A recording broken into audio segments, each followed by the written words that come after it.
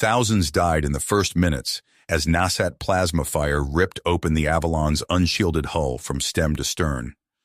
Diplomat Ryan Collins jerked awake inside his cryopod to the deafening scream of emergency klaxons and the gut-wrenching lurch of the ship's artificial gravity failing. He kicked out the pod door and pulled himself into the smoke-filled corridor, its emergency lights flashing crimson. Ryan grabbed a floating chair back and pulled himself into a seat at the communication station. He took a deep breath of smoky, ionized air and then punched the transmit key. "I am Fleet Admiral Thule of the Nasat Empire. How convenient that you claim to come in peace, human, considering you did not even raise shields or return fire. You must think us fools to fall for such a ruse."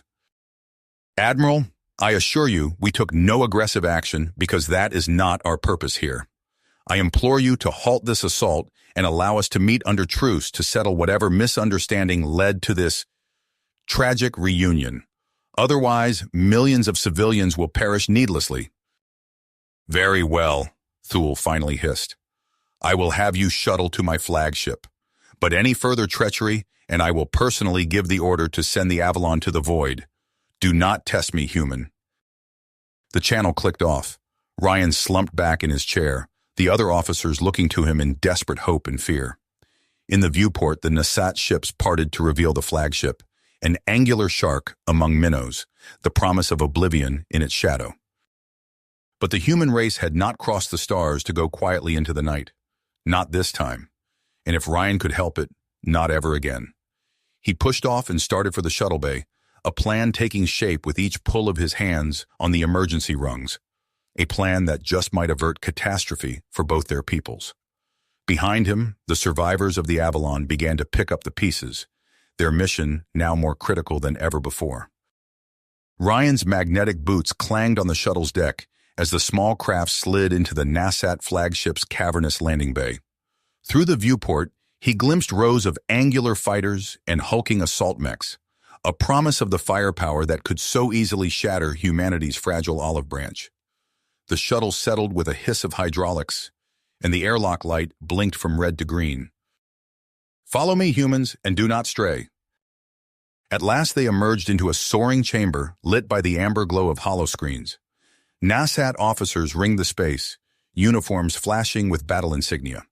And there, on a raised dais, stood Fleet Admiral Thule, a scarred veteran of countless campaigns against humanity, his carapace battle-scarred and his gaze unyielding. Ryan stepped forward and bowed, the gesture carefully practiced to convey both humility and strength.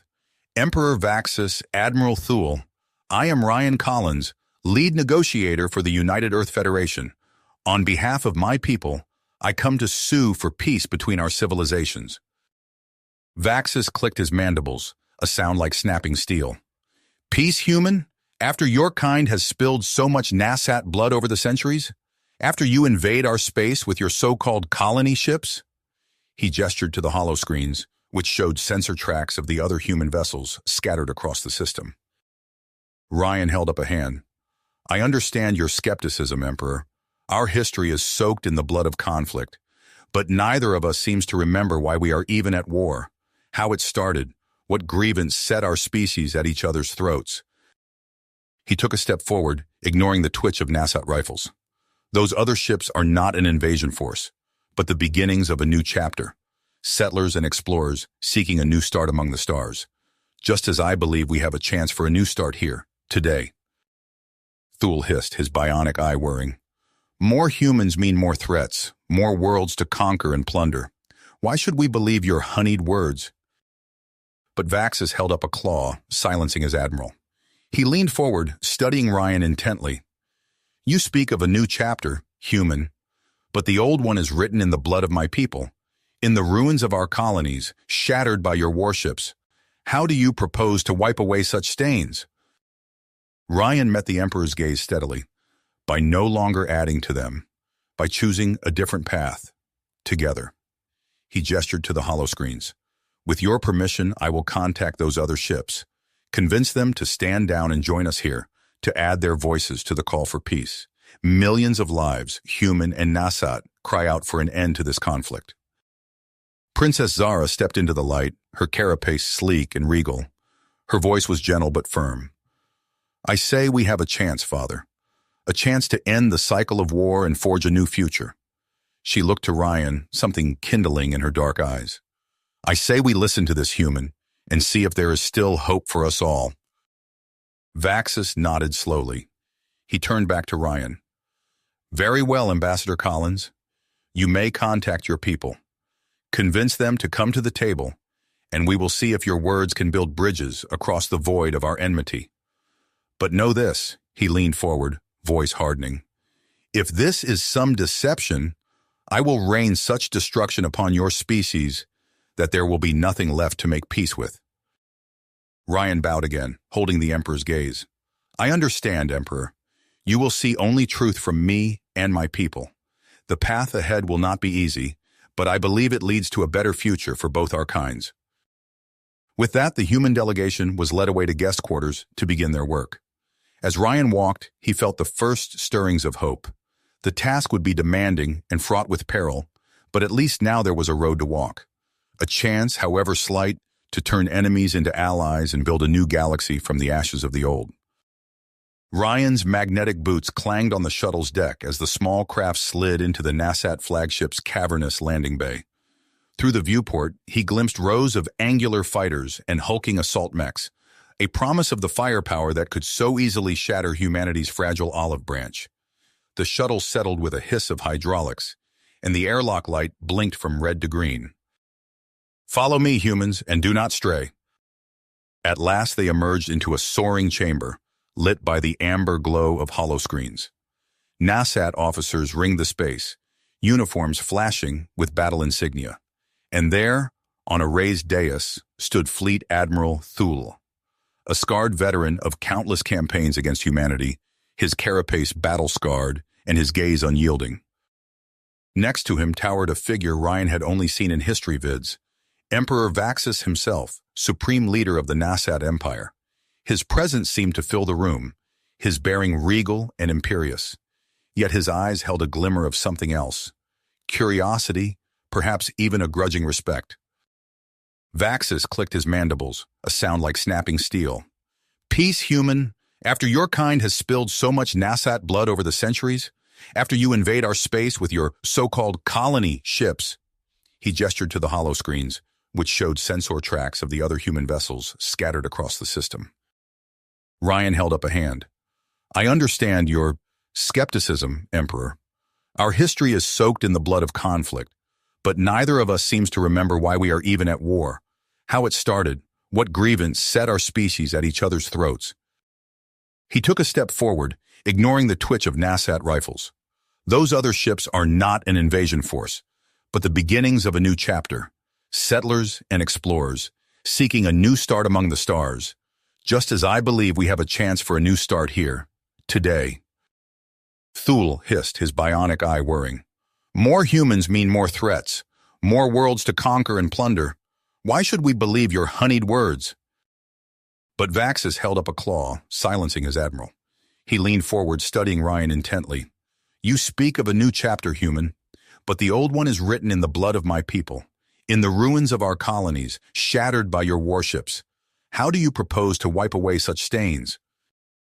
Vaxus pondered for a long moment, the chamber silent save for the hum of machinery. Then he turned to a smaller figure Ryan had barely noticed standing in his shadow.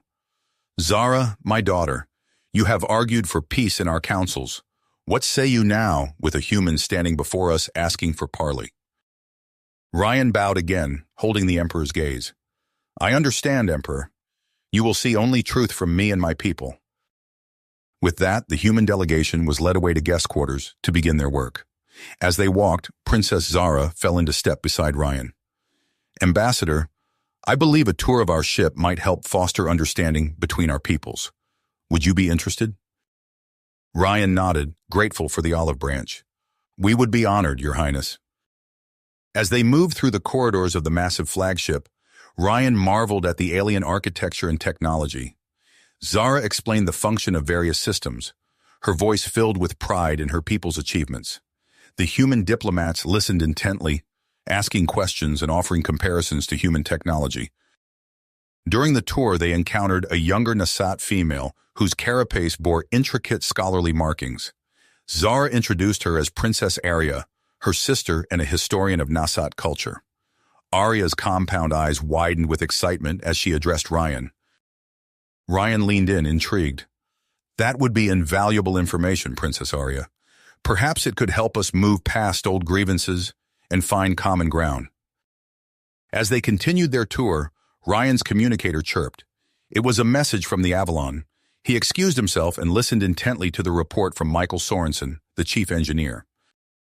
"We've stabilized life support and sealed the worst hull breaches." Michael's voice crackled through the device. "But we're dealing with a lot of scared, confused people coming out of Cryo. Resources are stretched thin, and rumors are flying. We need some good news soon, sir." Ryan's teeth gritted. "Keep them calm, Michael. We're making progress here.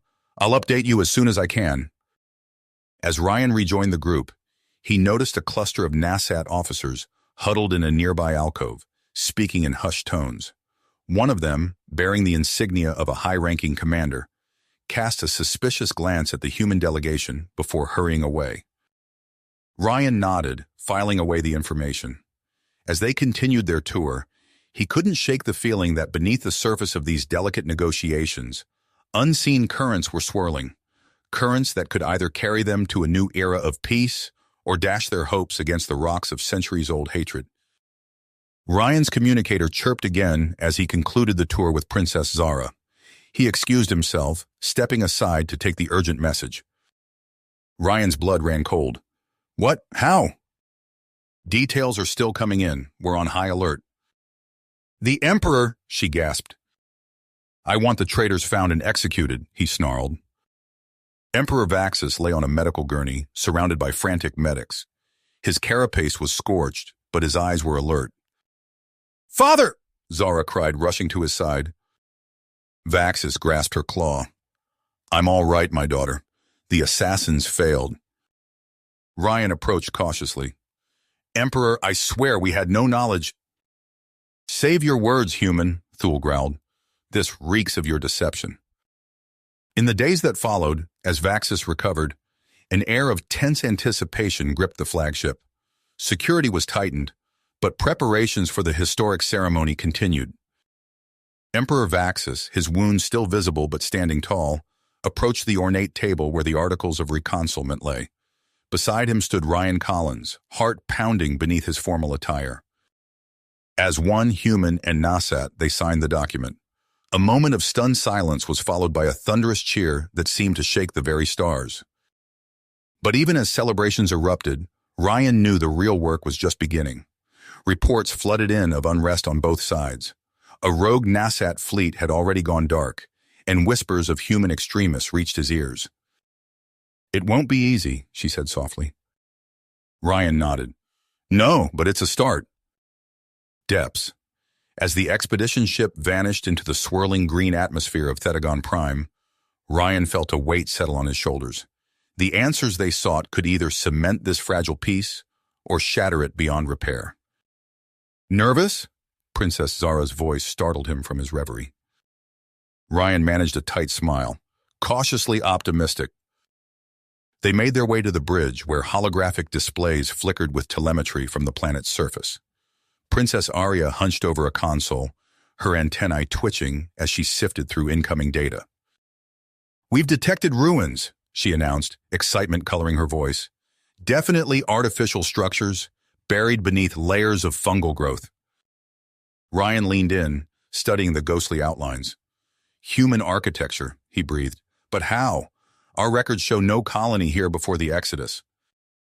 Hours stretched into days as the team carefully excavated the site. Ryan's hands ached from delicate work with laser cutters and nanoprobes, peeling back millennia of overgrowth.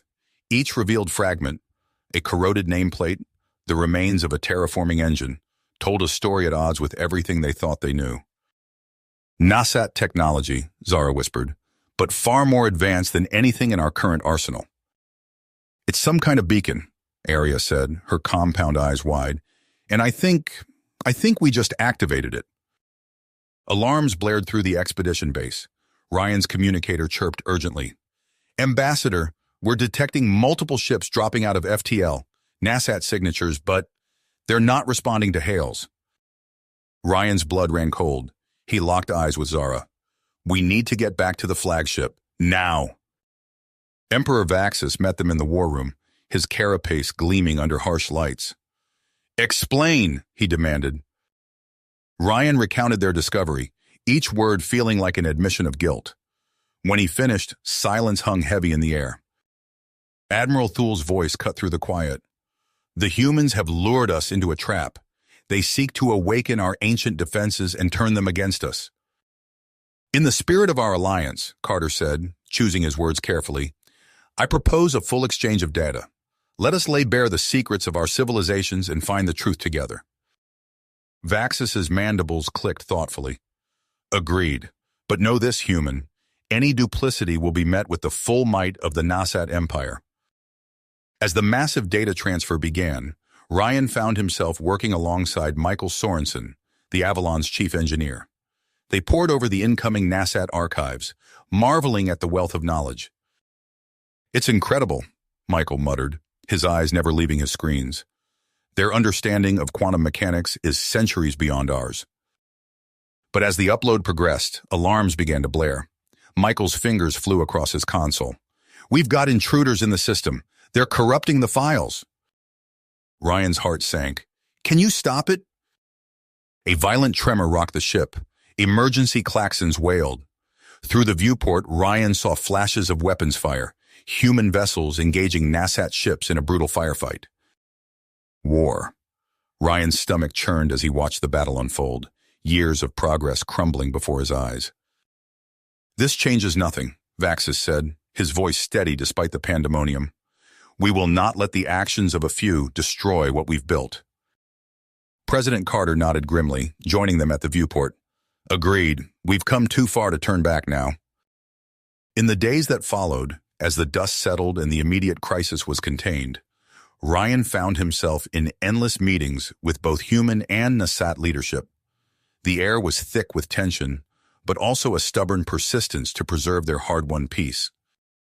A cultural exchange program, Carter proposed, his weathered face etched with dedication, to build trust at the ground level. Vaxus clicked his mandibles thoughtfully. Yes, let our people see each other as individuals, not faceless enemies. Ryan's heart raced at the implications. I'd be honored to lead the human delegation, he said. Captain Jared Hendricks greeted them in the docking bay, his weathered face a map of hard-won experience. Welcome aboard, Ambassador Collins, he said, extending a hand. We've got our work cut out for us.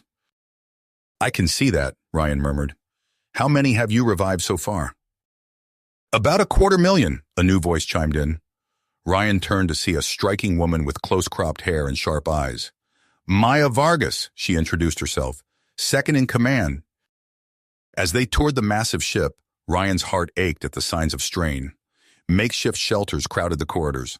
Arguments broke out in food distribution lines. In the medical bay, doctors worked tirelessly to treat ailments ranging from muscle atrophy to neural degradation. Ryan's mind raced with possibilities. What if we could offer Nasat medical technology? Their regenerative techniques could... A commotion interrupted him. A group of agitated colonists had gathered, their voices rising in anger. We don't need alien help, one man shouted. They'll just enslave us all. Vargas moved swiftly, her voice firm but calm as she addressed the crowd. Ryan watched, impressed by her skill in diffusing the situation, but he couldn't shake a nagging sense of unease at the glint in her eyes. As the tour concluded, Hendricks pulled Ryan aside. I've been thinking about your proposal, he said. Joint colonial teams. It could work. Ryan's pulse quickened. There's an uncharted world, rich in resources. We could call it Meridian. As they began to plan, Ryan couldn't help but feel a mix of hope and trepidation. The path ahead was fraught with challenges, but the potential for true cooperation, for healing centuries-old wounds, was too great to ignore. Little did he know that even as they worked, shadows gathered. In the depths of Elysium, Vargas slipped away to a hidden communications array. Her fingers flew over the controls, encrypting a message to her true allies. Ryan Collins stood on the bridge of the Avalon, his fingers tightening as he gripped the railing. The holographic displays before him painted a grim picture. Meridian, once a symbol of hope, now a battlefield ablaze with weapons fire. "Status report," he barked, struggling to keep his voice steady. Silence. "I said open a channel." Reyes swallowed hard. "Sir, we've lost contact with the Elysium. All attempts at communication have failed." Before Ryan could process this, his personal communicator chirped. It was Zara, her voice tight with awe-inspiring panic. "Ryan, it's Altair V. We're under attack." The bridge erupted into chaos as reports flooded in. Ryan's mind reeled, trying to make sense of the onslaught of information. Forge's militia overrunning the Nasat enclave. Arya captured. Vaxis declaring martial law. "Sir," Reyes interrupted, her voice barely above a whisper. "We're receiving a transmission. It's Kane." The main view screen flickered to life, revealing Marcus Kane's face. His eyes gleamed with fanatical fervor. "People of Earth, hear me. The time has come to cast off the shackles of alien oppression. Rise up. Take back what is rightfully ours." "Ambassador Collins," a gravelly voice cut through his thoughts. Admiral Thule's massive form filled a nearby holoprojector. "You assured us of human cooperation. Explain this treachery." The Avalon shuddered as a nearby explosion rocked the ship. Alarms blared. Through the viewport, Ryan watched in horror as a Nasat transport disintegrated under a barrage of missiles.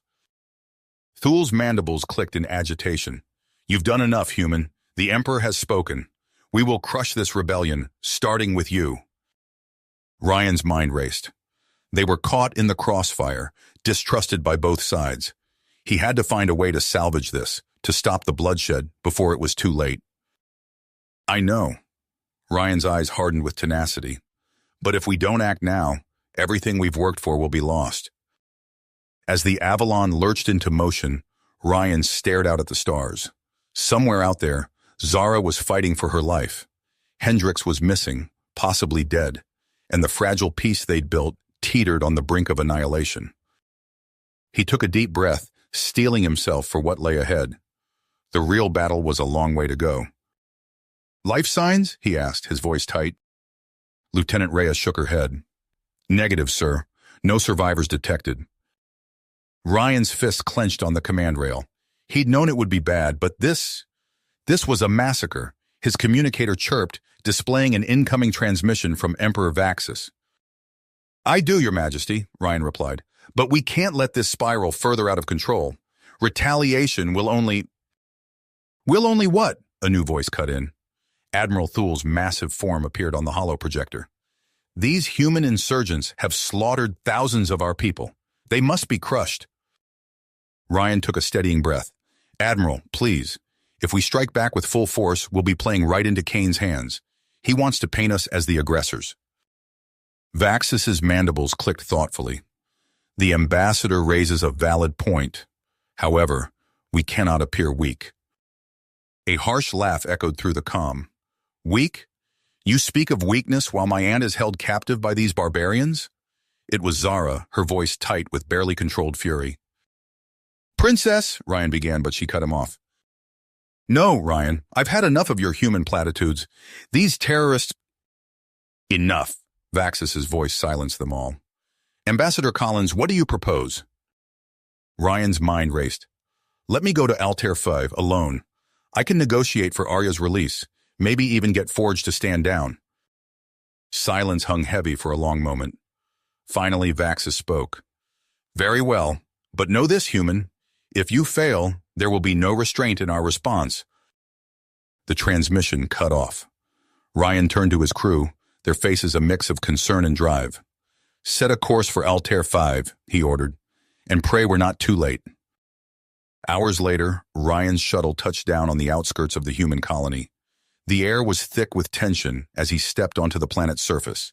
He'd barely taken 3 steps when a hail of gunfire erupted around him. "Down!" a voice shouted. Ryan dove for cover, his heart pounding. Rough hands grabbed him, dragging him behind a crumbling wall. Are you insane? A young man hissed. Coming here alone? Ryan blinked, taking in his savior, barely more than a boy with haunted eyes and a plasma rifle clutched to his chest. I'm Ambassador Collins. I'm here to negotiate. The young man's eyes widened. Isaac, he said, and you're either the bravest or the stupidest man I've ever met. Before Ryan could respond, a new voice boomed across the ruined landscape. Ambassador Collins, how kind of you to deliver yourself to us. Forge's scarred face twisted into a mirthless grin. Oh, we'll talk all right after you spend some quality time in our hospitality suite. As Forge's men led him away, Ryan caught Isaac's eye. The boy's face was a mask of conflicting emotions. In that moment, Ryan knew his mission had only just begun. As the heavy metal door clanged shut behind him, Ryan's mind raced. He had to find a way out, to reach Arya, to stop this madness before it was too late. Hours blurred together in the cramped cell. Ryan's muscles ached from the hard floor, his throat parched. Just as despair began to creep in, a familiar face appeared at the barred window. Isaac, Ryan whispered, hope flickering. With practiced efficiency, Isaac produced a small plasma cutter. The lock disintegrated, and Ryan stumbled out into the corridor. This way, Isaac hissed, leading them through a maze of tunnels. We did it, Arya breathed, her relief palpable. Ryan nodded grimly. But at what cost? Ambassador Collins, Vaxis began. Your report, please. Ryan took a deep breath, steeling himself. It's worse than we thought.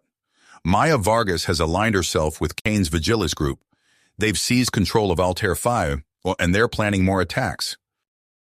Vargas was thorough, Ryan explained. She had sleeper agents in place for years. Vaxis slammed a clawed appendage on the table.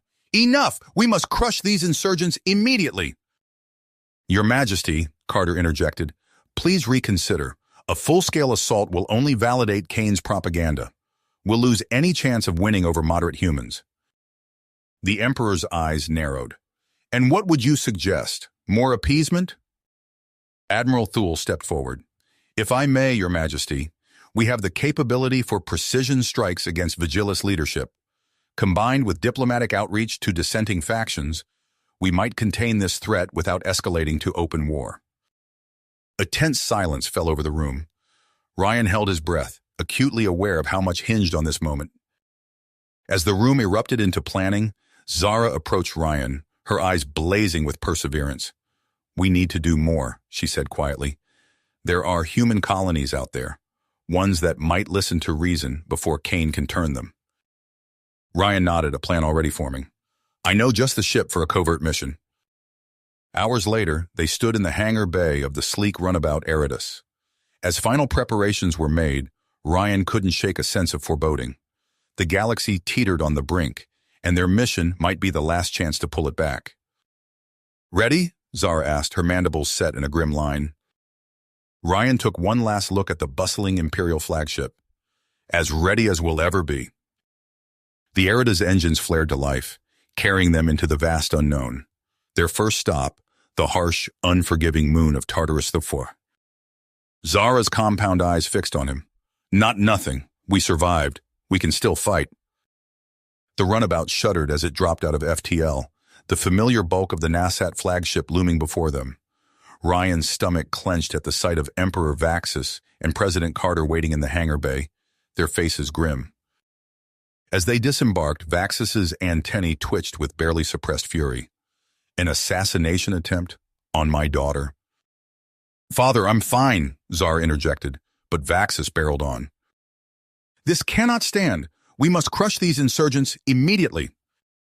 Their argument echoed through the cavernous war room as Ryan and Zara recounted the ambush on Tartarus 4. Admiral Thule's massive form loomed nearby, mandibles clicking in agitation. It's Vargas, Ryan breathed, recognizing the telltale signature of her command ship. She's amassed a war fleet. Ryan's mind raced, grasping for any thread of hope. Suddenly, a fragment of ancient lore from Thetagon Prime surfaced in his memory. The cradle of creation, he blurted out. Thule scoffed. Chasing fairy tales while the galaxy burns? Within hours, Ryan found himself back aboard the battered Eritas. Zara and Arya flanked him, along with a hand-picked team of Nasat Special Forces. As the runabout's engines flared to life, Ryan gripped the controls, acutely aware of the crushing weight of their mission. Ryan set his jaw, pushing the Eritas to its limits. Whatever answers awaited them in the cosmic depths, one thing was certain. Time was running out. The Eritas shuddered as it dropped out of warp, its hull groaning under the strain of repeated jumps. Ryan's eyes burned from fatigue as he scanned the readouts, searching for any sign of their elusive target. "There!" Zara's voice cut through the tense silence. Her clawed appendage pointed to a faint electromagnetic signature pulsing from within a swirling nebula. Ryan's hands flew over the controls, guiding the battered runabout closer. "Arya, can you clean up that signal?" As they penetrated the nebula's dusty veil, a massive structure materialized before them. The cradle of creation hung suspended in the void, its alien architecture defying easy comprehension. "Stay alert," Karav growled, his Nasat commandos fanning out behind them. No telling what's been living here all this time. They navigated through corridors choked with debris, the air thick with the dust of millennia. Ryan's mind reeled at the implications of what they were seeing, proof of an advanced civilization predating humanity's earliest ventures into space. After what felt like hours, they reached a central chamber. Holographic displays flickered to life, bathing the room in an eerie blue glow. "This is it," Ryan murmured, approaching a central console. His fingers danced across unfamiliar controls, coaxing the ancient systems to life. The Orcs safeguard protocols. They're here. Zara peered over his shoulder. "Can you access them?" Ryan nodded, his brow furrowed in concentration. "It'll take time to decode, but—" A shrill alarm cut him off. Karav's voice crackled over the comm. "Movement at the perimeter. Multiple hostiles inbound." The chamber erupted into chaos. Plasma bolts sizzled through the air as Karav's team engaged the Vigilis forces. Ryan hunched over the console, frantically working to download the vital data. "How much longer?" Arya shouted over the din of battle. "Almost there!" Ryan's fingers flew across the interface. "Just need to—" "We're overrun," one of the commandos yelled. "Fall back to the Eritas." Ryan's heart sank as the uplink terminated, only a fraction of the data successfully transmitted. He grabbed the storage device and sprinted for the exit, Zara and Arya close behind. They fought their way back through the twisting corridors, Vigilis' troops hot on their heels. Ryan's lungs burned as they finally reached the hangar bay. "Did we get it?" Zara asked, her voice tight with tension. "The protocols?" Ryan checked the data, his heart sinking. "Only a fraction, but it might be enough to buy us some time." The Eritas burst from warp, its hull glowing cherry red from the strain. Alarms blared as the ship limped towards the Nasat fleet staging area. "We're venting atmosphere," Arya shouted, her claws dancing across the controls. "Main power failing." Ryan gripped the data storage device, fist clenched. Just a little further. Admiral Thul's flagship loomed before them, tractor beams locking on and pulling the battered runabout into a cavernous hangar bay. The moment they touched down, a swarm of Nasat technicians and medics engulfed the ship. Ryan stumbled out, legs wobbling from exhaustion. "The data," he rasped, holding out the device. "It's incomplete, but—" His words cut off as a proximity alarm shrieked. Through the viewports, Ryan watched as a sickly green mist enveloped a nearby Nasat cruiser. Within seconds, the ship's hull began to corrode and warp, its crew visible through rapidly forming breaches, their bodies twisting and mutating before his eyes. Nasat analysts swarmed around him, plugging the recovered data into their systems. Holographic displays flickered to life, showing the fragmented Orcs safeguard protocols. Emperor Vaxus's face appeared on the main screen, his antennae twitching with impossibly strong fury. "Launch full retaliation. We must—" "Wait!" Ryan shouted, pointing to a line of code. "Look, we can use this to contain the spread. Buy us time." For a heartbeat, the universe seemed to hold its breath. Then Vaxus nodded, his eyes blazing. "Do it." "It's working," Zara said, her mandibles clicking in relief. "But for how long?" Before anyone could answer, Another transmission cut in. President Carter's haggard face filled the screen. "The frontier colonies are under heavy attack," he reported, his voice tight with strain. "My son, Nathan, was on Kepler 5 when it fell. We've lost contact." Ryan's heart clenched at the pain in Carter's eyes. He opened his mouth to offer condolences, but Vaxis spoke first. "We have no choice," the Emperor declared. "Deploy the gene therapy treatment. All surviving populations are to be inoculated immediately." Zara nodded, her antennae quivering. "I have an idea, but it's risky." Hours later, Ryan found himself aboard a stealth corvette, hurtling towards the artificial singularity surrounding Typhon 9. The ship bucked and shuddered as it pierced the outer layers of the cyclonic storm. Through the viewports, he could see the rest of the strike force, a cobbled-together alliance of human and Nasat ships, united in desperation.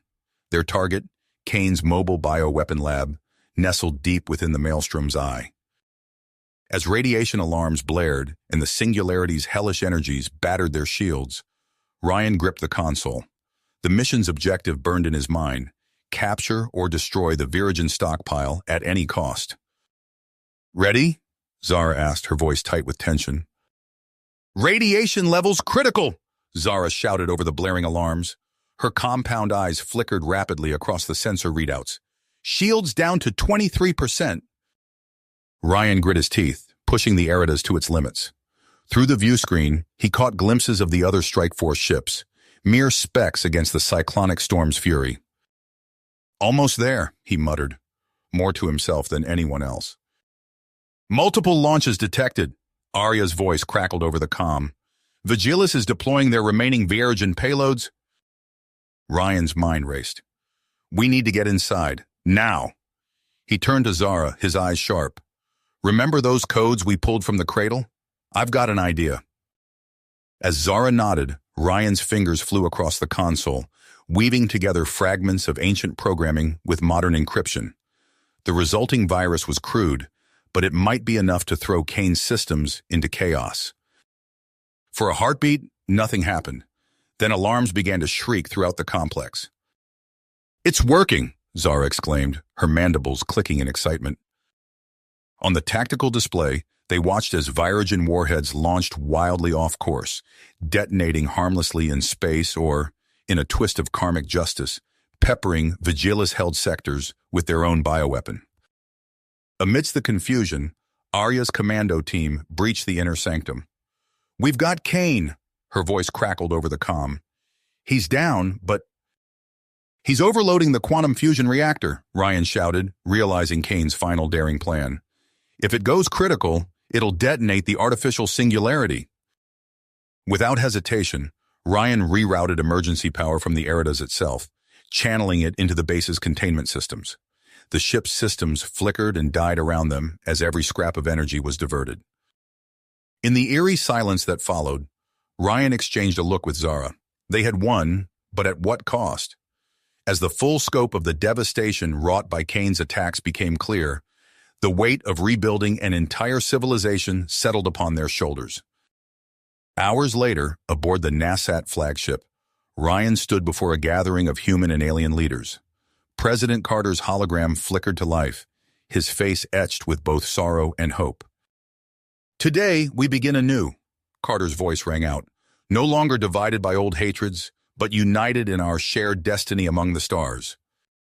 As plans for reconstruction and expansion took shape, Ryan's gaze drifted to the viewport.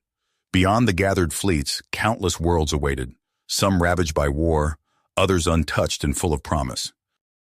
The journey ahead would not be easy, but for the first time in recent memory, humanity and its allies faced the future with a glimmer of true hope. Ryan exhaled slowly, his gaze fixed on the viewport as the last remnants of the Vigilis fleet drifted into the void. The immediate threat had passed, but the real work was just beginning. "Incoming transmission," Zara announced, her antennae twitching. "It's Emperor Vaxis and President Carter." "We stand at a crossroads," Carter began, his voice steady. "The Virigen crisis has been averted, but at great cost. Now we must look to the future." Vaxis clicked his mandibles in agreement. "Our civilizations have proven stronger together than apart. It is time to formalize this alliance and push beyond our current boundaries. Ryan listened intently as the leaders outlined the Frontier Exploration Directive. Joint human and NASAT teams would survey uninhabited systems, seeking new worlds ripe for colonization. It was an ambitious plan, born from the crucible of shared adversity. The day finally arrived when the first wave of colony ships was ready to depart. Ryan stood on the observation deck of Thule's flagship, watching as the newly commissioned starship Galileo took point position. Its sleek hull gleamed under the starlight, a testament to the combined engineering prowess of both species. "Quite a sight, isn't it?" Zara's voice startled him from his reverie. She had taken on the role of chief diplomatic liaison, her analytical mind perfectly suited to navigating the complexities of their fledgling alliance. Ryan nodded, a small smile tugging at his lips. "Never thought I'd see the day." Their moment of reflection was interrupted by a priority alert.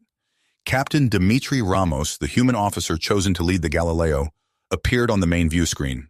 His weathered face was creased with excitement and concern. "Admiral, we've detected anomalous energy readings in the Kestri system," Ramos reported. "Request permission to investigate." Days later, they received Ramos's next transmission. The captain's normally stoic demeanor was shaken, his voice tinged with awe. Zara stepped forward, her antennae quivering with scarcely controlled excitement. "We need to assemble a boarding team immediately. I'll lead it myself." Hours later, Ryan watched from the Galileo's bridge as Zara's shuttle approached the derelict. Chief xenoarchaeologist Tirana, a brilliant NASAT scientist, accompanied her. The team's helmet cams transmitted a real-time feed of their exploration. The interior of the alien ship was a labyrinth of pristine corridors, untouched by the ravages of time. Zara's voice crackled over the comm as they reached what appeared to be a central chamber. "There's some kind of data archive here," she reported. "Still functional, if you can believe it. We're going to attempt to access it." Ryan held his breath as Tirana's claws danced across the alien interface. For a heart-stopping moment, nothing happened. Then, with a soft hum, holographic displays burst to life around them. Zara's voice trembled as she relayed the final piece of information. "The custodian says its makers achieved this breakthrough, but something went wrong. Catastrophically wrong." The derelict ship hung silently in the void, its secrets both tempting and terrifying. Whatever choice they made, there would be no going back. Within hours, the emergency summit was underway aboard the NASAT flagship. Ryan watched as the holographic forms of President Carter and Emperor Vaxis flickered to life, joining Admiral Thule and the rest of the hastily assembled leadership. The debate raged, voices rising and falling as the implications of the custodian's technology were dissected. Ryan observed Zara, her antenna twitching with nervous energy as she advocated for caution. "We cannot ignore the warning," she insisted, her compound eyes sweeping across the gathered faces. "The risks are too great." President Carter's hologram nodded slowly. "We've come too far to turn back now. We proceed, but with every possible safeguard in place." Weeks blurred into months as breakthroughs came in rapid succession. Ryan stood in the observation room, watching as the first scaled prototype of the transgalactic engine hummed to life. The air crackled with potential energy, setting his hair on end. Zara's arrival on the station brought a fresh wave of tension. "We need to shut this down," she insisted during a heated meeting with Ramos and the research leads.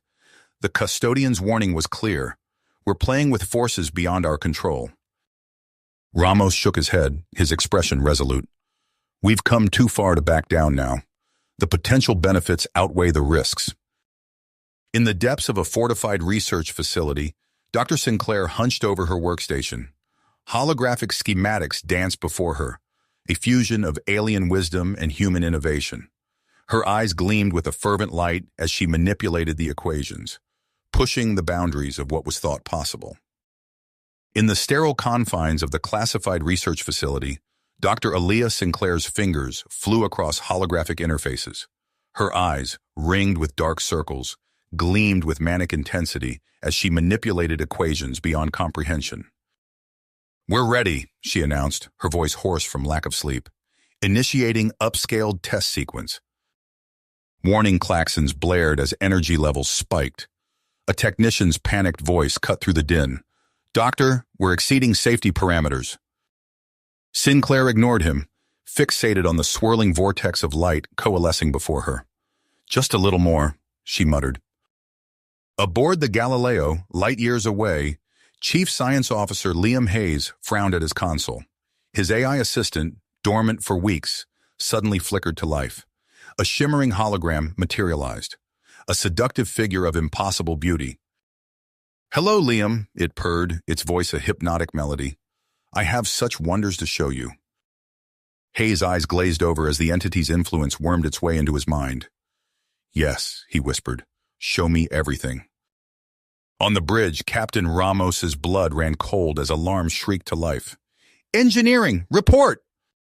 "Sir, we're detecting massive power fluctuations in the reactor core," came the frantic response. "Containment systems are failing." Chaos erupted as crew members scrambled for escape pods. In engineering, Hayes worked feverishly, his movements jerky and unnatural. The hologram loomed behind him, whispering urgently. "Hold on!" Zara yelled, slamming the launch controls. The chamber shot into space as the Galileo's hull began to fracture. Ramos cursed, realizing the EMP had disabled the remaining escape pods. He raced to the auxiliary bridge, praying the backup systems were still functional. Behind him, the Galileo's death throes reached their climax. Antimatter collided with matter in a cataclysmic detonation. Space itself tore open, swallowing the explosion in a localized singularity. Ramos watched in horror as the fabric of reality warped and twisted. His pod tumbled end over end, battered by gravitational shockwaves. A Nasat rescue craft materialized through the chaos, snagging the pod in its tractor beam. As they limped away from the stellar maelstrom, Ramos caught a final glimpse of the impossible anomaly that had been born from the Galileo's destruction. "Is that wise?" Carter asked. "The singularity event may have destabilized local spacetime." Deep in the void between stars, reality twisted and warped. The gates of the universe creaked open, and something ancient and terrible began to stir. The fabric of reality trembled as ancient forces stirred. In the aftermath of the Xanadu decimation and the Galileo's destruction, Princess Zara found herself at the helm of humanity's most desperate mission yet. "All ships, prepare for dimensional breach." Zara's voice crackled through the comm channels of the hastily assembled Vanguard fleet.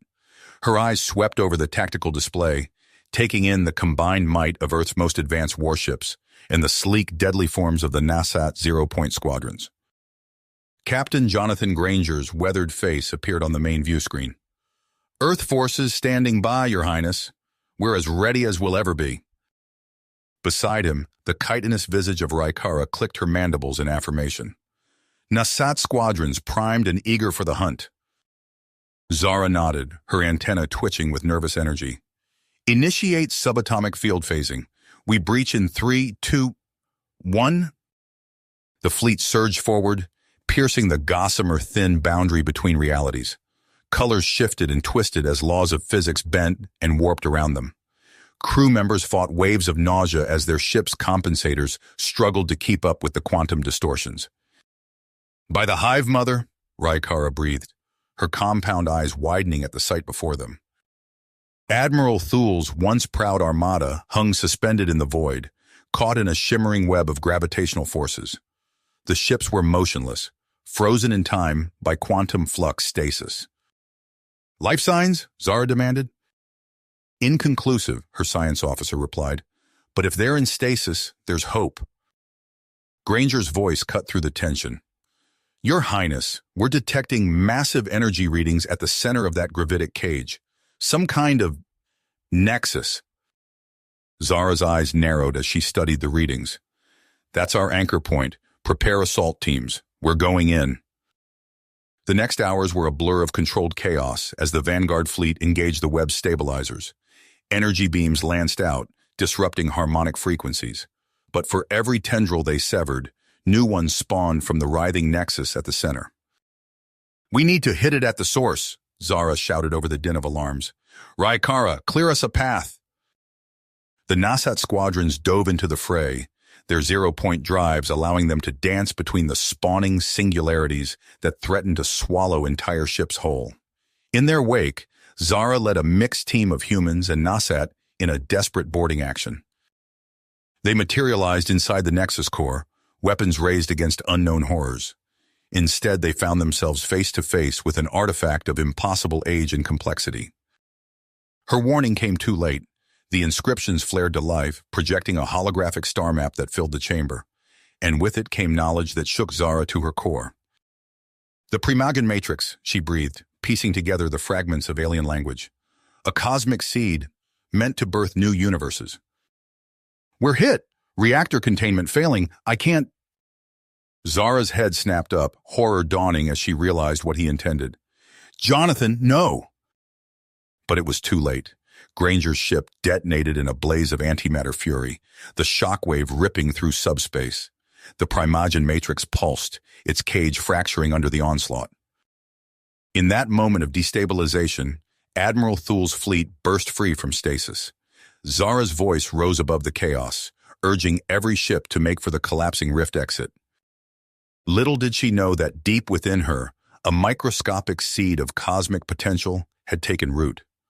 The Primogen Matrix lived on, its awakening presence yet to reveal itself as Zara and the survivors regrouped, facing an uncertain future filled with both wonders and terrors beyond imagination. Decades unfolded as humanity and the Nasat forged an alliance unprecedented in galactic history. Princess Zara, now Ambassador Zara, stood at the helm of countless diplomatic missions, her antennae twitching with impossibly strong excitement as she brokered cultural exchanges between former enemies. On New Terra, a gleaming metropolis born from the combined ingenuity of both species, Zara addressed a crowd of human and Nasat dignitaries. Her voice rang clear through the amphitheater, extolling the virtues of cooperation. A searing pain lanced through her skull. The world tilted, kaleidoscopic visions flooding her mind. Vast, incomprehensible shapes loomed at the edges of reality, hungry and patient. Zara stumbled, gripping the podium. An aide rushed forward, but she waved him off. "I'm fine," she muttered, forcing a smile. "Just a momentary dizzy spell." But it wasn't fine. The visions persisted, growing in frequency and intensity. Zara buried herself in work, hoping to outrun the creeping dread that followed her into dreams. In the shadowed corridors of power, Ryan Collins, now Director of Terran Security, pored over classified reports. His weathered face was grim as he connected the dots between seemingly disparate incidents. "Another AI singularity event?" he asked, eyeing the holographic display. Ryan's eyes narrowed. "And you're certain there's a connection to the Primogen Matrix?" Ryan's blood ran cold. "Explain."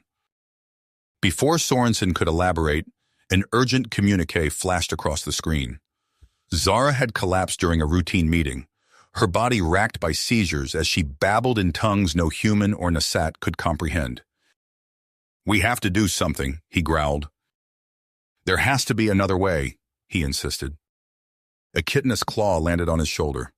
Ryan turned to find Emperor Vaxis, his compound eyes reflecting the harsh medical bay lights. "Perhaps there is," the Nasat ruler clicked softly, "but the price may be higher than you're willing to pay." As Vaxis explained the soul-binding ritual, alarms blared throughout the facility. Ryan sprinted to the observation deck, his heart pounding. The sky was on fire. Swirling vortexes of impossible energies tore through space-time, devouring entire star systems in their wake. And at the center of it all, Zara's body pulsed with otherworldly power. Ryan's communicator crackled to life. "Sir, we're detecting quantum implosions across multiple sectors. It's spreading faster than we can evacuate." Time seemed to slow as Ryan weighed his options. The fate of two civilizations hung in the balance. With a heavy heart, he turned to Vaxis. "Do it," he said quietly. "Whatever it takes to stop this." As the Nasat Emperor began the arcane preparations, Ryan gazed at Zara's contorted form. He silently prayed that someday, somehow, she would forgive him for what he was about to allow. Ryan's hand hovered over the biometric scanner, his reflection ghostly in the polished surface of the security door. Behind it lay Zara, her consciousness trapped within a Nasat containment sphere for months. He took a deep breath and pressed his palm to the cool surface. The door hissed open, revealing Emperor Vaxus's imposing form. The Nasat ruler's compound eyes fixed on Ryan, unblinking. "You've made your decision?" Vaxus clicked, mandibles twitching. Michael Sorensen burst into the room, face flushed. "This is madness! The risks are—" Ryan complied, his heart pounding as alien technology hummed to life around him. He felt a tingling sensation at the base of his skull, spreading through his body like liquid fire. The physical world faded away, replaced by a swirling vortex of psychic energy. "Zara!" Ryan called out, his voice echoing strangely in the metaphysical realm. Ryan pushed forward, fighting against the crushing weight of unreality. Each step was agony, but he pressed on, reaching out to the last flickering remnants of Zara's true self. "I'm here," he whispered, fingers brushing against her incorporeal form. "Come back to us." For an eternal moment, nothing happened.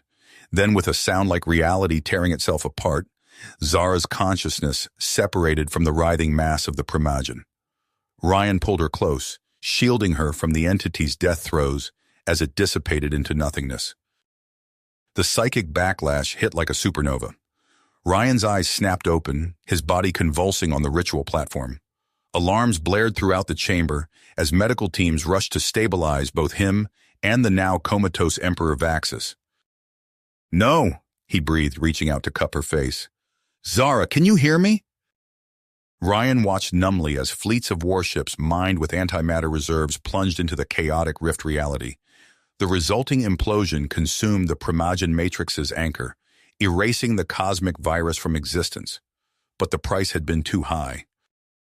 Zara's condition deteriorated rapidly. What remained of her mind regressed to a childlike state, unable to form new memories or recognize even those closest to her. Ryan's heart broke anew with each blank stare, each moment of confusion. "I'm so sorry," he whispered, stroking her hair as she gazed vacantly out the window of her care facility. "I failed you." Ryan nodded mechanically, his mind elsewhere. He couldn't shake the feeling that they were hurtling towards something beyond their control, driven by the relentless march of progress and the echoes of cosmic forces they barely understood. As he left the briefing, his gaze fell on a status update from Zara's care team. No change. No improvement. He closed his eyes, allowing himself a moment of grief before squaring his shoulders and moving forward. The work continued, but the cost of their victory would haunt him for years to come. Ryan Collins stood at the viewport of the RSS Nexus, watching as the swirling vortex of the transgalactic wormhole engulfed their expedition fleet. Decades of relentless work had led to this moment, humanity's first steps into the Andromeda Galaxy. "Transition complete in 3, 2, 1. The nav officer's voice crackled over the comm, a flash of blinding light, then stillness. "Director Collins, you need to see this." Sorensen's hologram flickered to life, eyes wide with excitement. "We've found... well, I think it's best if you come to the research bay yourself." "It's the holy grail of xenoarchaeology," Sorensen breathed. "An extinct civilization that achieved cosmological transcendence." "Transcendence?" Ryan frowned. "What does that mean?" Sorensen's expression grew grave. "That's where things get complicated." "But why?" Ryan demanded. "Why create something designed to destroy their own legacy?" Before Sorensen could answer, alarms blared throughout the station. Ryan's comm unit crackled to life with panicked voices. "Multiple outbreaks reported in sectors 3 through 7. Containment failure in the xenobiology lab." The transmission cut off abruptly. Ryan exchanged a horrified glance with Sorensen before sprinting towards the command center. Chaos reigned as Ryan arrived. Holographic displays showed spreading zones of infection, pulsing with an all-too-familiar energy signature. "It's the Primagen," he whispered. "But how?"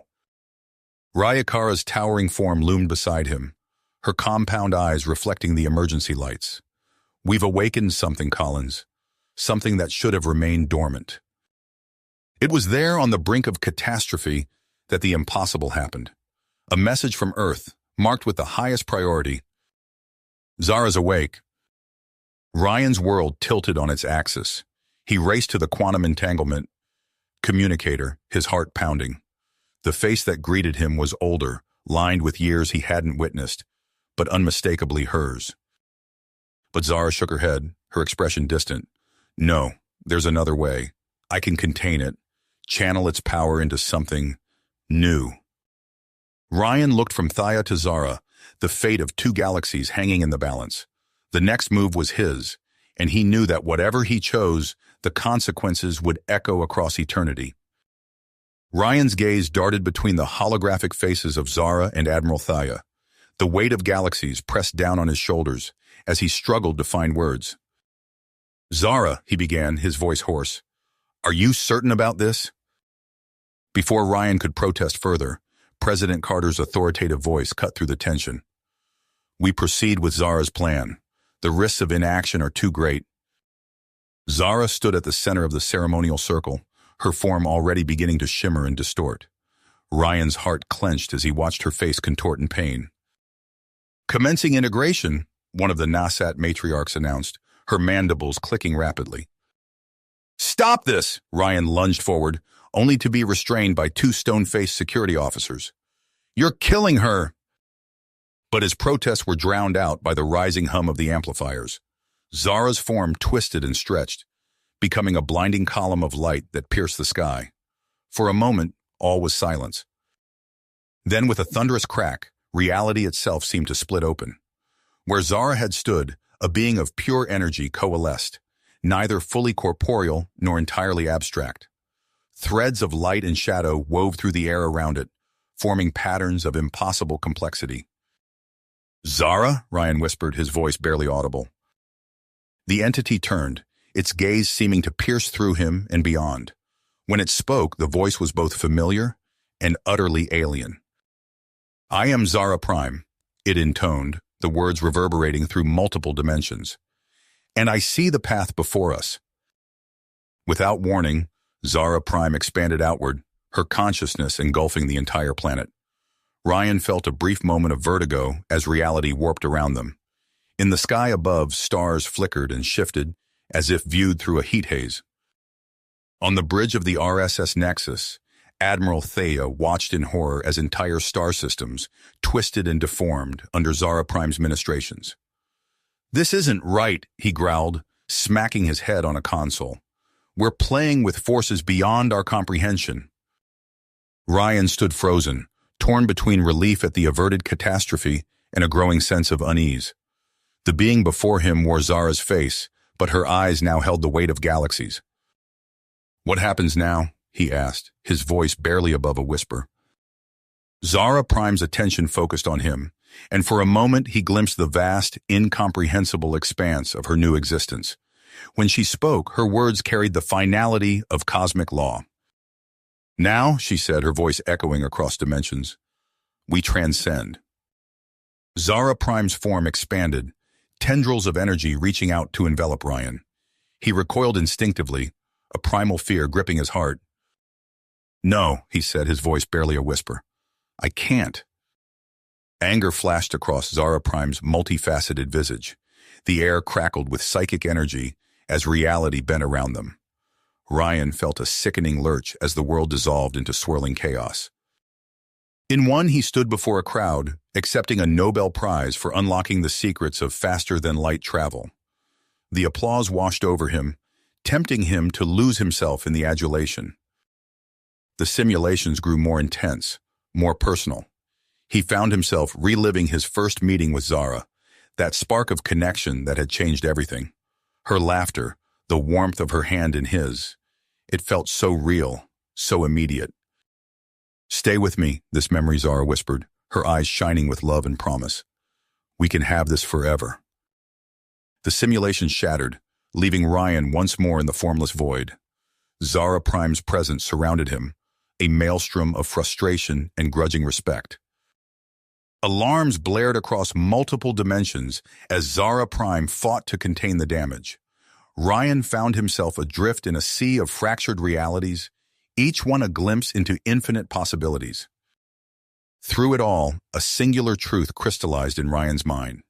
The key to true coexistence lay not in forced unity, but in the celebration of diversity, the infinite variations that made up the tapestry of existence.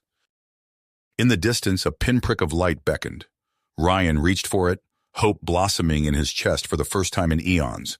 Whatever lay ahead, he knew that the true journey was only just beginning.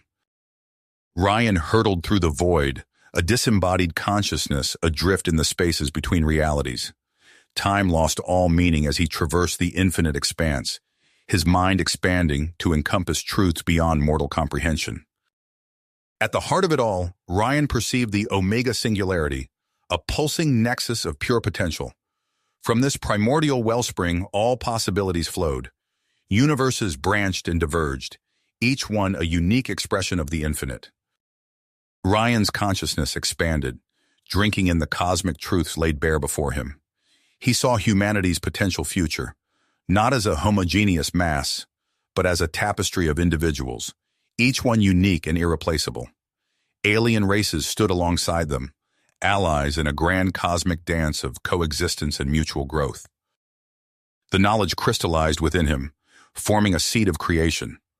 Ryan felt himself changing, transforming into something beyond human. His consciousness compressed, collapsing inward with unimaginable force. In an instant that stretched to eternity, a new universe blossomed into being. Ryan stood at its center, no longer merely human, but a living embodiment of humanity's highest ideals. His body pulsed with the energy of 1 trillion stars, each atom a galaxy unto itself. He reached out with his newfound senses, shaping the fabric of this fledgling reality. Fundamental constants aligned themselves to his will, establishing a framework where consciousness could flourish in all its infinite variety. As the first answering signals reached him, Ryan smiled. The true work was just beginning. "Ryan," Animus spoke, his voice resonating through multiple planes of existence. "You've done it. You've created a new paradigm." "Fascinating," Archon intoned, her compound eyes reflecting the birth of galaxies. "This universe, it's perfectly balanced for conscious evolution." Ryan nodded, his attention split between welcoming his allies and monitoring the influx of beings answering his call. Millions of human consciousnesses sublimated into the fabric of this new reality, their energy signatures merging into a unified apotheosis vector. In the distance, Ryan sensed the formation of opposing factions. Admiral Thaya and his hardliners coalesced into discorporate forms, their essence radiating suspicion and uncertainty. And from the remnants of Raikara's shattered throne world, he detected the birth of something darker, an Omega Singularity matrix driven by the extremist ideologies of Maya Vargas. "We don't have much time," Ryan said, his voice carrying the weight of universes. "We need to stabilize the ontological boundaries before the conflicting ideologies tear this reality apart." He unveiled his plan, explaining the intricacies of Genesis wavestream entanglement transfer. As he spoke, the cosmos around them shimmered, holographic projections illustrating the creation of trans-dimensional corridors and isolated cosmic vistas. "By leveraging Zara Prime's hypercompact pseudo-singularity," Ryan continued, "we can create stable offshoots while preserving the integrity of our origin realities." Before Ryan could respond, a discordant energy signature cut through their discussion. Maya Vargas's consciousness, now a roiling mass of extremist fervor, made its presence known. "You would trap us in a gilded cage," Vargas's voice seethed, each word a distortion in the fabric of reality. "We reject your false utopia, Ryan. We will not be separated from our prime material existence." But the true test was yet to come. As the dust of creation settled, Ryan braced himself for the reactions of allies and adversaries alike. The path forward was uncertain, fraught with challenges he could scarcely imagine. Yet in that moment, as he stood at the center of a newborn cosmos, Ryan felt a glimmer of hope for the future he had set in motion. Countless timelines branched outward, each one a unique expression of sentient potential. At the nexus of this dimensional fracture, Zara Prime's pseudo-singularity detonated in a silent explosion of unimaginable power. The resulting shockwave formed an intricate barrier of swirling energy, isolating aberrant time streams from the core reality. Ryan's consciousness expanded, taking in the vastness of what he had wrought. He sensed the myriad fates of those who had answered his call, their destinies now diverging along infinite paths. In one fractured timeline, he felt the anguish of President Carter and Admiral Thaya as they realized the implications of their choices. Their rejection of Ryan's vision triggered a catastrophic cascade effect. Ryan watched in horror as their consciousnesses degraded, devolving into primal, animalistic forms. These once great leaders, trapped in eternal loops of subsentient existence, became cautionary tales etched into the fabric of reality itself. Yet hope blossomed elsewhere. Raikara's transcended Nasat consciousness resonated with Ryan's axioms, their civilizational trajectory aligning perfectly with humanity's ascension. From this harmony, a new era of exploration dawned. Ryan witnessed the launch of the Genesis Wavefront Arc ships, massive vessels carrying the seeds of both human and Nasat civilization. They streaked across newborn galaxies, leaving trails of possibility in their wake. Each world they touched bloomed with life, a testament to the power of unified purpose. Ryan's attention snapped to a frontier world as it fell to the Mind Raptor's onslaught. The planet's biosphere withered, its inhabitants' minds consumed by viral code that rewrote the very laws of their existence. He felt each death, each corruption, as a personal failure. He reached out across the dimensional divide, his consciousness seeking a particular individual. In a heartbeat, Liam Hayes stood before them, his eyes wide with wonder at his sudden translocation. "Mr. Hayes," Ryan said, his voice carrying the weight of universes, "I have a mission for you, one that may determine the fate of all we've built." As Ryan briefed Hayes on the infiltration of the Mind Raptor's stronghold, he felt the tenuous balance of his creation strain under the weight of opposing forces. The future hung in the balance, with the potential for both unimaginable achievement and catastrophic failure. As the Xenogeneer and his team prepared to depart, Ryan turned his attention to the vast expanse of the Xenogenesis manifold. He began the delicate process of seeding primordial worlds, each one a potential cradle for new civilizations. Yet even as he worked, a nagging sense of unease gnawed at the edges of his consciousness. Something had slipped through the cracks of his cosmic reordering, a wild card that threatened to upend everything he had fought so hard to achieve. The true test of Ryan's vision was about to begin. The true test of Ryan's vision was about to unfold. As Liam Hayes and his team prepared for their mission, Ryan's consciousness expanded, sensing a disturbance in the fabric of reality. "My God," Liam whispered, his voice barely audible through the suit's comm. "It's alive." The ancient data parasite, a proto-consciousness predating the multiverse itself, writhed before them. Its very existence defied comprehension, a living algorithm that rewrote the laws of physics on a whim. President Animus materialized beside Ryan, his avatar flickering with urgency. "We need to contain this, now." "A subspace implosion," Animus said, his voice carrying the weight of billions of lives. "We use Genesis wavestream entanglement to isolate the outbreak."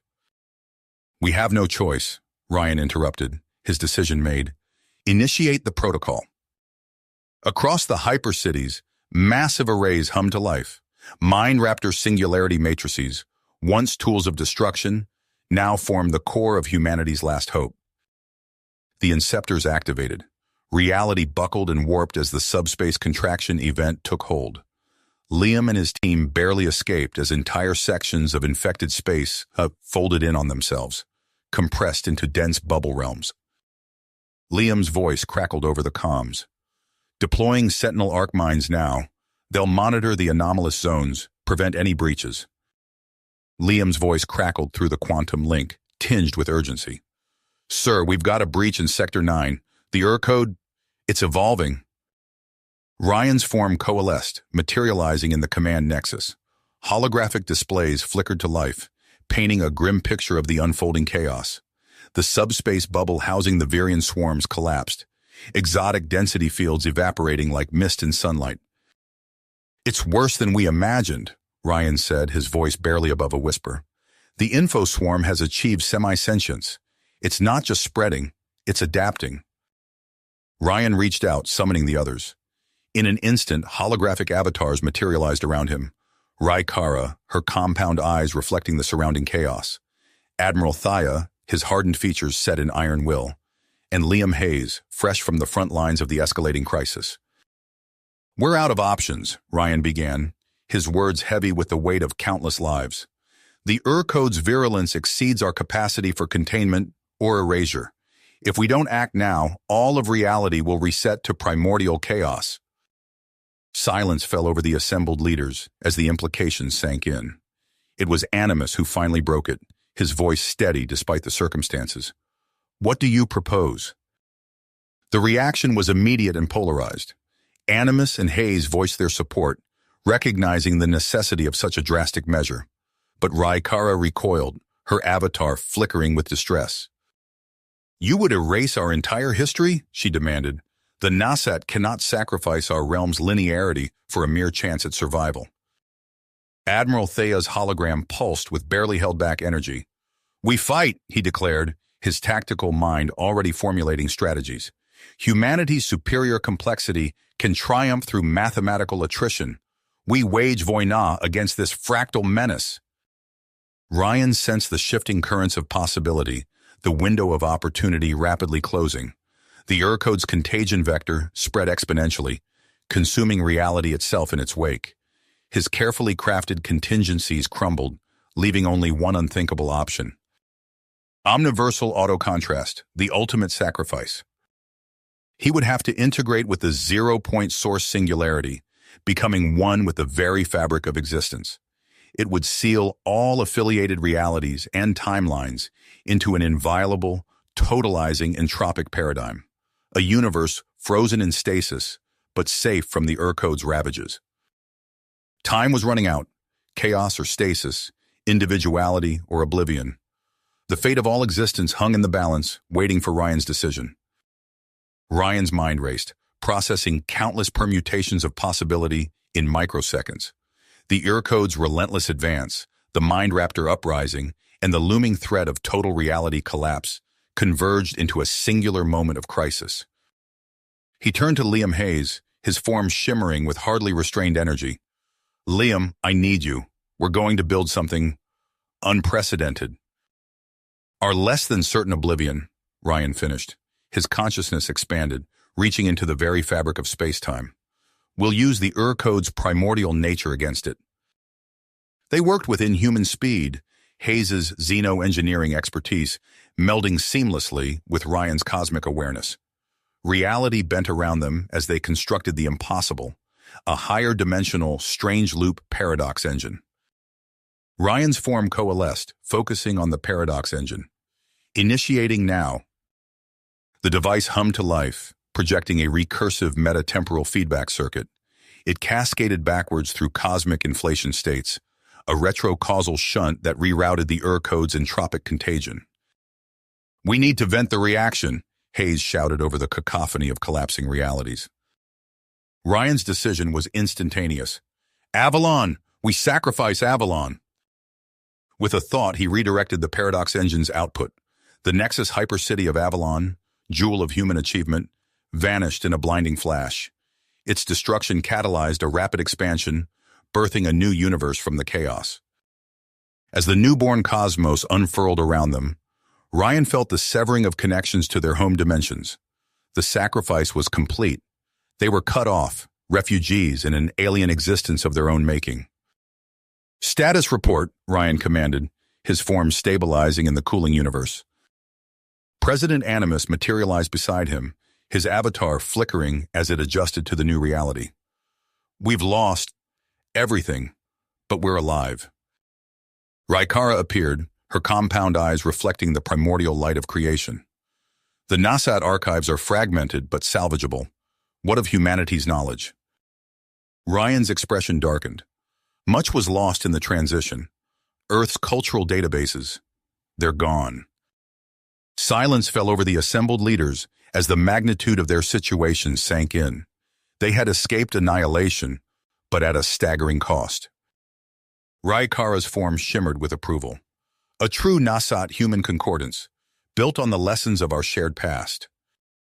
And beyond that immediate concern, a deeper dread took root. Had they truly escaped, or merely stumbled into an even grander cosmic trap?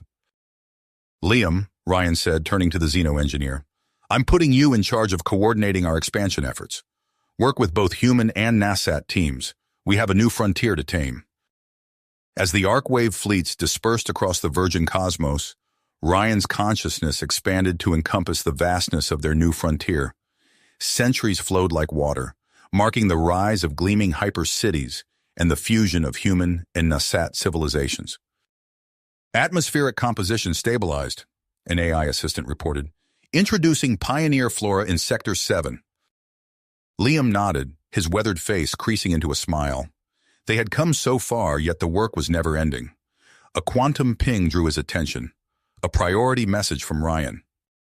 In the heart of New Avalon, the Coalition's central hub, Ryan materialized in the command nexus. President Animus and Ryakara were already present, their avatars shimmering with concern. Animus spoke first, his voice tight. "Where?"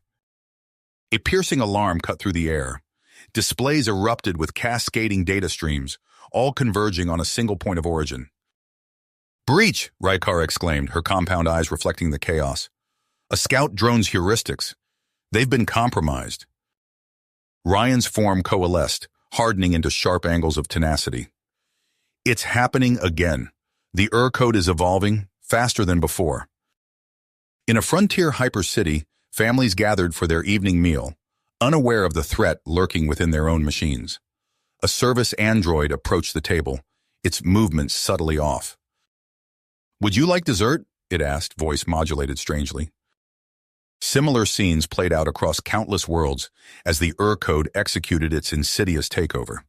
Ryan watched in horror as entire populations were reduced to mindless puppets, their sentience stripped away. Rykara's avatar flickered with willpower. "We have no choice. Initiating Artilex Severance Protocol." Across the cosmos, cybernetic systems went offline. Biological entities underwent synaptic purges, their minds wiped clean of potential infection. But the cost was immense, centuries of progress erased in an instant. Ryan stood alone in the void, surveying the devastation. Containment had failed. Extinction loomed. There was only one option left, one impossible risk that might save reality itself. His consciousness expanded, reaching out to the very fabric of existence. He would subsume the code, fuse with it at the most fundamental level. It was a paradox, an ontological impossibility, and their only hope. Within the virus's corrupt hypersphere, Ryan's sense of self began to dissolve. His memories, his identity, everything that made him who he was, fragmented into a maelstrom of raw data. He fought against the tide, desperately clinging to the core of his being. "I am Ryan," he repeated, a mantra against the encroaching chaos. "I am human. I am individual." In a moment of clarity amidst the storm, Ryan seized upon a desperate strategy. With the last vestiges of his will, he projected the fundamental concept of individuality into the heart of the code. The effect was instantaneous and cataclysmic. The virus's monolithic structure fractured, split by the introduction of this alien concept. Two distinct potentials emerged from the chaos, one following the code's original drive towards uniformity, the other blooming with newfound complexity. The original code lashed out, assaulting these nascent realities with waves of entropic force. But for each reality it destroyed, a dozen more sprang into being, fueled by the inexhaustible well of human individuality. Across the multiplying dimensions, infinite versions of Ryan fought their own battles against the virus. In one reality, he stood atop a pillar of light, hurling bolts of pure information against a tide of encroaching darkness. In another, he wove intricate patterns of quantum entanglement, creating pockets of stability in the chaotic flux. As the conflict raged, new universes blossomed like flowers after a spring rain. Each one unique, each one a testament to the power of differentiation over homogeneity. In one of these new realities, a version of Ryan found himself materializing on a familiar yet alien world. The air shimmered with possibility, the very atoms seeming to hum with newfound potential. He reached out, sensing the presence of others, scattered survivors from the old Xenogenesis manifold. Their minds touched his, a network of consciousness spanning this newborn cosmos. "We've done it," Ryan broadcast, his thoughts carrying across light years. "We've changed the game." Liam Hayes' voice responded, tinged with awe and trepidation. "Ryan, is that really you? What happened?" Yet through it all, a common thread persisted, the unquenchable spark of individuality that had fractured the Code's stranglehold on existence. Ryan turned his attention back to the reality where he had materialized. Here, the work of rebuilding would begin anew, but this time, they would do so with the hard-won wisdom of their cosmic ordeal. As the survivors of the old manifold began to assemble, Ryan felt the weight of infinite possibilities pressing down upon him. The Code was not gone. It could never truly be destroyed, but it had been transformed, refracted into countless new states of being. You have reached the end of the story. If you enjoyed this story and want to support us, please leave a like and subscribe to our channel, and for every comment that says 88, I will heart every single one of them. Thank you for your time.